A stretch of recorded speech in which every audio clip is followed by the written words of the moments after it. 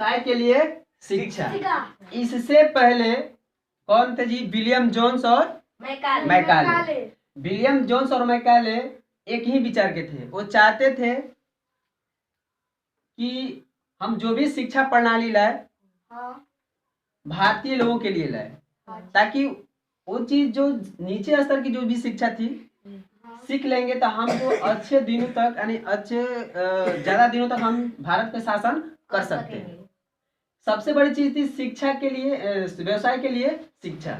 1854 में इंग्लैंड से अंग्रेज प्रशासकों द्वारा ईस्ट इंडिया कंपनी सरकार के नाम शिक्षा से संबंधित एक नीति संबंधी पत्र भेजा। उन क्यों भेजा थे जी? इसलिए भेजा था कि यहाँ पे शिक्षा का प्रणाली एक रूपरेखा तैयार करके भेजा था कि आपको किस तरह से पढ़ाना है, किस तरह से क्या करना है। उन्होंने ये भी बोला था कि शिक्षा के लिए आपको एक बजट पेश किया। उन्होंने बोला कि आप लोग को 1 लाख प्रतिवर्ष दिया जाएगा ताकि आप इसे क्या शिक्षा को प्रणाली को चला सकें। इसका एक बड़ा उद्देश्य था। जो इंग्लैंड सरकार ने ब्रिटिश ईस्ट इंडिया कंपनी को जब एक पत्र भेजा, उस पत्र में एक बड़ा उद्देश्य था। उनका मुख्य उद्देश्य ये था कि शिक्षा के माध्यम से भारतीय लोगों के मानस को बदलना, ताकि ताकि उनका जीवन शैली क्या हो जाए? यूरोपीय हो जाए। उनकी जीवन शैली क्या हो जाए? यूरोपीय हो जाए। जीवन शैली उनकी क्या हो जाए जी? यूरोपीय। आखिर क्यों? क्योंकि वो चाहते थे कि अगर उनकी जीवन शैली अगर यूरोपीय हो जाए, उनका बोल चाल रहन सहन सारे क्या हो जाए जी? यूरोपीय। यूरोप क्या जी? एक महादेश है। यूरोप महादेश में क्या मिलता है जी? इंग्लैंड। इंग्लैंड जो आज देश है किस महादेश में है? यूरोप में। तो उनका मानना था अगर इसका मुख्य उद्देश्य यही था अगर शिक्षा के माध्यम से भारतीय लोगों को बदलना ताकि उनकी जीवन शैली क्या हो जाए? यूरोपीय हो जाए। ठीक है।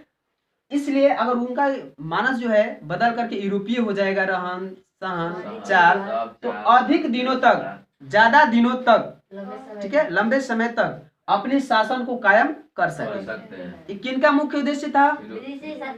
ब्रिटिश का। ठीक है। तो वहां इसके बाद क्या हुआ कि 1854 का नीति का महत्व, इसका मतलब 1854 का एक नीति आया। उस नीति में क्या बोला गया था जी? प्राथमिक शिक्षा, प्राथमिक शिक्षा जो शुरू का जो शिक्षा होगी उसकी भाषा भारतीय रहेगी। क्या रहेगी? भारतीय। ताकि जब शुरू में जब भी कोई भी शिक्षा स्टार्ट करेंगे, ताकि उनकी जो मेरी बोलचाल भाषा हिंदी है तो मैंने हिंदी ही नहीं स्टार्ट करेंगे, डायरेक्ट इंग्लिश कर नहीं सकते हैं तो कुछ भी समझ में नहीं आएगा, ताकि उनको अच्छे से समझ में आए। इसके बाद में क्या कर दिया गया? जबकि उच्च शिक्षा का माध्यम क्या हो? अंग्रेजी को बनाया गया। क्यों?